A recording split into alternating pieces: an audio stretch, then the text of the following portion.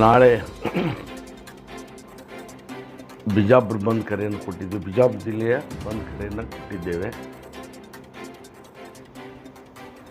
ವಿಷಯ ಲೋಕಸಭೆಯಲ್ಲಿ ಭಾರತ ದೇಶದ ಗೃಹ ಮಂತ್ರಿ ಅಮಿತ್ ಶಾ ಅವರು ಬಂದಿರ್ತಾ ಇದೆ 8ರಿಂದ ಸಾಯಂಕಾಲ 5ರವರೆಗೆ. ನಾವು 11 ಗಂಟೆಗೆ ಸಿದ್ದೇಶ್ವರ ದೇವಸ್ಥಾನದಿಂದ ಅಲ್ಲೆಲ್ಲ ಕೂಡಿ, ಕಾರ್ಯಕರ್ತರೆಲ್ಲ ಕೂಡಿ, ಹಳ್ಳಿಗಿಂದ ಬರ್ತಕ್ಕಂಥ ಎಲ್ಲ ಜನ ಅಲ್ಲಿ ಸೇರ್ತಾರೆ. ನಗರದಲ್ಲಿರ್ತಕ್ಕಂಥ ಎಲ್ಲ ಜನ ಅಲ್ಲಿ ಬಂದು ಸೇರ್ತಾರೆ. ಅಲ್ಲಿಂದ ನಾವು ಈ ಗಣಪತಿ ಚೌಕ, ಆಮೇಲೆ ಅಟಲ್ ಬಿಹಾರಿ ವಾಜಪೇಯಿ ಚೌಕದಿಂದ ವೃತ್ತದಿಂದ ಗಾಂಧಿ ವೃತ್ತಕ್ಕೆ ಬಂದು ನಾವು ಬಸವೇಶ್ವರದ ಮುಖಾಂತರ ಅಂಬೇಡ್ಕರ್ ಸರ್ಕಲಿಗೆ ಬಂದು ಅಲ್ಲಿ ಸಭೆಯಾಗಿ ಪರಿವರ್ತನೆ ಆಗ್ತಾಯಿದೆ. ಆ ಸಭೆ ಆದಮೇಲೆ ಅಲ್ಲಿ ಜಿಲ್ಲಾಧಿಕಾರಿಗಳನ್ನ ಅವರ ಪ್ರತಿನಿಧಿ ಅಲ್ಲಿ ಕರೆಸಿ ಒಂದು ಮನವಿಯನ್ನು ಕೊಟ್ಟು ನಮ್ಮ ವಿಚಾರಗಳನ್ನು ಬಂದಂಥ ಜನರಿಗೆ ಹೇಳಿ ಸಭೆ ವಿಸರ್ಜನೆ ಆಗ್ತಾಯಿದೆ. ಇಲ್ಲಿ ಒಂದು ಹೇಳಿಕೆಯನ್ನು ಕೊಟ್ಟಿದ್ದರಿಂದ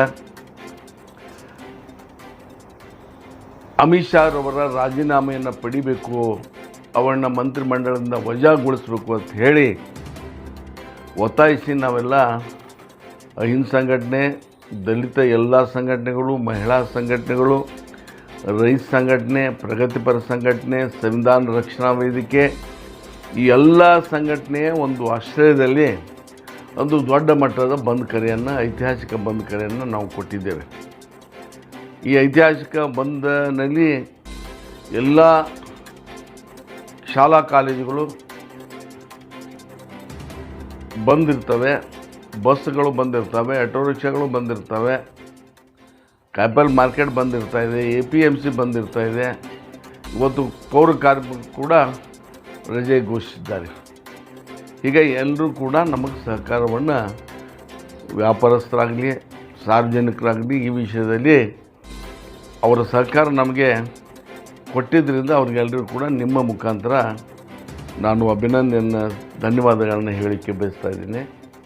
ಒಂದು ವಿನಂತಿಯನ್ನು ನನ್ನ ಎಲ್ಲ ಬಾಬಾ ಸಾಹೇಬ್ ಅಂಬೇಡ್ಕರ್ ಅವರ ಅಭಿಮಾನಿಗಳಲ್ಲಿ ವಿನಂತಿಯನ್ನು ತಮ್ಮ ಮಾಧ್ಯಮದ ಮುಖಾಂತರ ಹೇಳಕ್ಕೆ ಬಯಸ್ತಾ ಇದ್ದೀನಿ. ಇದೊಂದು ಸಾಮಾನ್ಯ ಘಟನೆ ಅಂತ ತಿಳ್ಕೊಂಡು ತಾವು ಯಾರೂ ಕೂಡ ಉದಾಸೀನ ಮಾಡಬಾರ್ದು.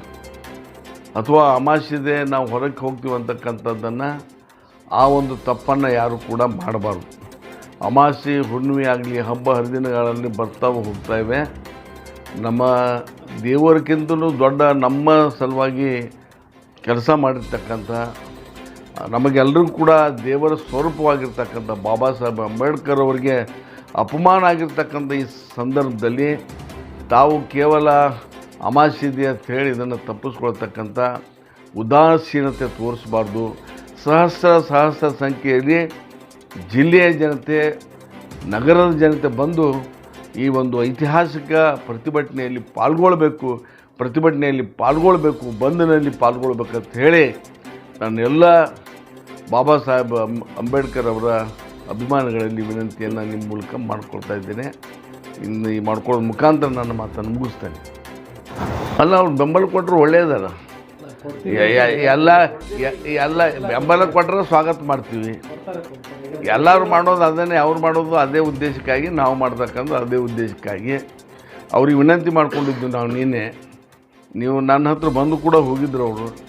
ಇದೊಂದು ಸಲ ಎಲ್ಲರೂ ಕೂಡಿ ಜೊತೆಯಾಗಿ ಮಾಡೋಣಪ್ಪ. ಉಳಿದ ಸಂದರ್ಭದಲ್ಲಿ ನಿಮ್ಮ ಸ್ವತಂತ್ರ ಸಂಘಟನೆಗಳು ನೀವು ಕೆಲಸ ಸ್ವತಂತ್ರವಾಗಿ ಮಾಡ್ಬೋದು.